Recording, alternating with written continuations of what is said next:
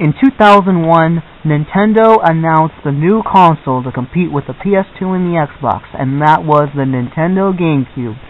So this is now going to be my first console review. The very first review that will actually be a console. So let's talk about the Nintendo GameCube. So the GameCube is my favorite Nintendo console after the Wii. The Wii is the second Nintendo console I own, and this was the first one. The first handheld was the Game Boy Advance that I owned, but the GameCube was the best one. I mean, there was a huge variety of games, like Super Smash Bros., Zelda Wind Waker, Mario Sunshine, all those good games. And the console itself looks pretty good. It's a box, it has a handle, see there's a handle, and it plays mini DVDs instead of regular DVDs compared to the PlayStation 2 and the Xbox. And unlike the PlayStation 2, there's 4 controller ports instead of using an adapter. And just like any other game console, there were memory cards. But later consoles don't need memory cards. That's fine. And as for the GameCube, I love the GameCube. It was one of the greatest memories I've ever had after the PS2. My friend, back in 2005, introduced me to the GameCube, and the first game I've ever played was Mario Kart Double Dash. And ever since then, I've kept on playing the GameCube with my friends. But then much later on, way later on in the 2010s, I forgot all about the GameCube until I think 2013. I bought this GameCube during the summer and bought a couple games with it. And here I am right now holding the GameCube right here. So here's Nintendo GameCube. There's the power button. Here's the reset button to see the startup. The open, the open button.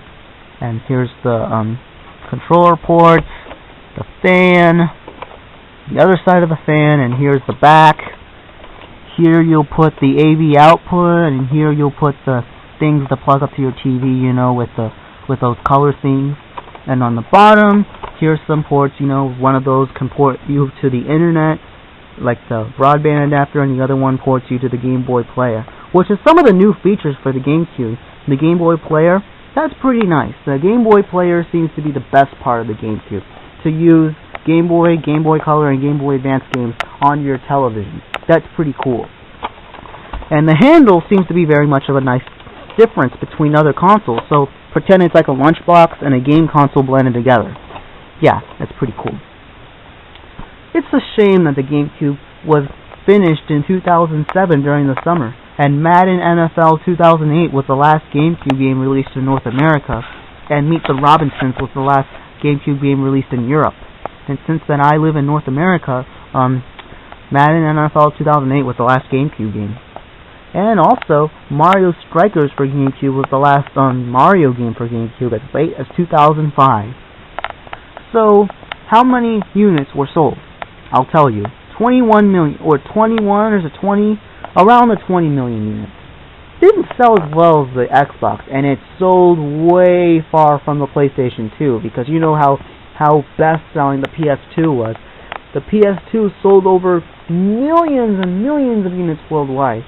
So yeah, the GameCube is Nintendo's least successful console. Even though it didn't have a whole variety of features, like it didn't have to play movies like regular DVDs, or play music, or do any type of stuff that the PS2 and Xbox can use, the GameCube still can do a lot of good things, like the Game Boy Player, and use a broadband adapter for the internet. Even though the PS2 also has a broadband adapter as well, the GameCube only had 3 games to play at the internet. Mario Kart Double Dash, Kirby Air Ride, and what's that game called? That snowboarding game? It's a Nintendo game with snowboarding. It's called I don't know. But Kirby Air Ride and Mario Kart Double Dash were the other 2. So GameCube rocks. It's amazing. It's powerful. It's very fun. They're really cheap these days, so if you ever go to a flea market or auction or online, the GameCube's right here for you. And there's only one more thing. The only bad thing that I think for the GameCube is that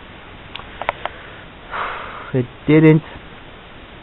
didn't compete that well with the PS2 and Xbox that much anymore. Much later in the late 2005, PS2 and Xbox were still around, They were even better, especially the PS2. The PS2 wasn't finished until I think 2012 or 13, right before the Xbox One and the PS4 were around.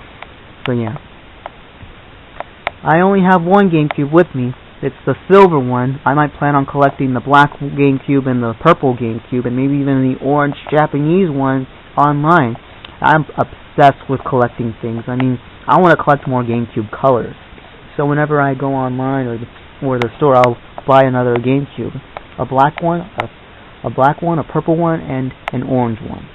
I love collecting Japanese things too, so I hope you guys enjoyed this review. Comment and subscribe and see if you think the GameCube was your favorite home console and your favorite handheld. So, peace out, rock on, and have a nice day.